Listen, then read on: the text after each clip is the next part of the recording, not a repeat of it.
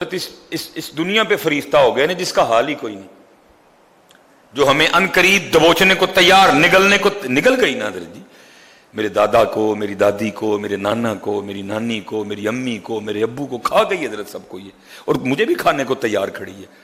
پتہ نہیں زمین کا کون سا ٹکڑا میرے لیے بھی تیار ہے، میرا منتظر ہے، روز مجھے یاد کرتا ہے وہ۔ حدیث کا مفہوم ہے نا، قبر روز بندے کو پکارتی، بندے تو مجھے بھول گیا، میں تو تجھے نہیں بھولی ہے۔ حدیث میں تعداد تھوڑی مختلف آئی ہے، روز قبر پکار کے کہتی بندے تو بھول گیا، میں تو نہیں بھولی، تو نے کوٹھی سے جی لگا لیا، تو نے یہ سمجھ لیا کہ میں نے اس مکان میں سدا ہی رہنا ہے، تو مجھے بھول گیا، تو نے اس ڈرائنگ روم سے، اس کے صوفوں سے، اس بیڈ سے، اس محلے سے، اس گلی سے، اس علاقے سے، اس بے وفا دنیا سے تو نے جی لگایا ہے، تو مجھے بھولا بیٹھا۔ لیکن بندے یاد رکھ، تو مجھے بھولا ہے، میں تجھے کوئی نہیں بھولی ہے۔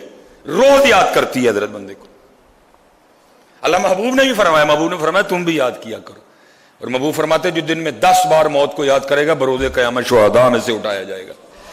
لیکن حضرت یہاں اگر آپ تقریر کرتے کرتے موت کا تذکرہ کریں، میں لوگوں کے چہرے دیکھ رہا ہوتا ہوں، لوگوں کو غصہ چڑھ رہا ہوتا ہے، وہ میں تو نواں مکان بڑھایا، مولوی کیڑی گل چھیڑ بیٹھا ہے۔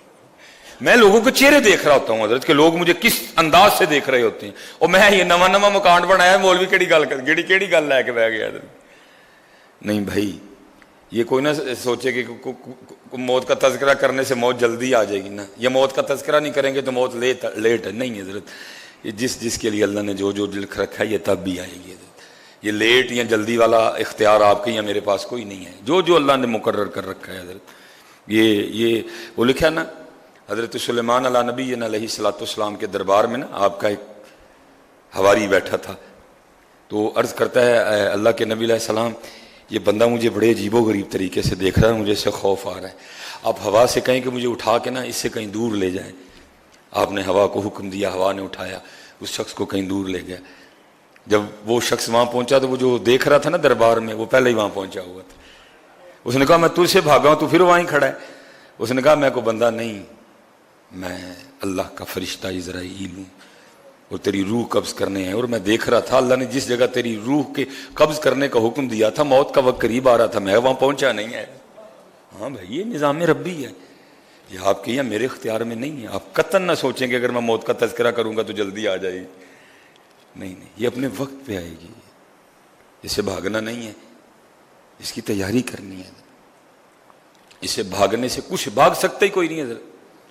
بڑے بڑے اسی ٹھنڈے ویکھے زوراور ستھرانے، بڑے بڑے اسی، حضرت موسیٰ علیہ نبی علیہ السلام، اسرائیل علیہ السلام ہے، بڑا معروف واقعہ ہے، آپ نے تھپڑ مارا، آنکھ بہہ نکلی، حضرت اسرائیل علیہ السلام حاضر ہوئے، یا اللہ پاک آنکھ واپس لگ گئی۔ حضرت مسلم شریف کی روایت کا مفہوم ہے، اللہ پاک نے فرمایا اس طرح کرو، جنت سے بہل لے جاؤ، اور میرے کلیم سے کہو اس کی پشت پہ اپنا دست مبارک رکھیں، اپنا ہاتھ رکھیں، جتنے بال نیچے آ جائیں گے نا اتنی عمر بڑھا دی جائے گی۔ حضرت اسرائیل علیہ السلام نے جنت کا بیل لیا، لے کے حاضر خدمت ہوئے، آ کے عرض کی اللہ فرما رہے ہیں کہ میرے کلیم سے کہو کہ اس کی پشت پہ اپنا ہاتھ رکھیں۔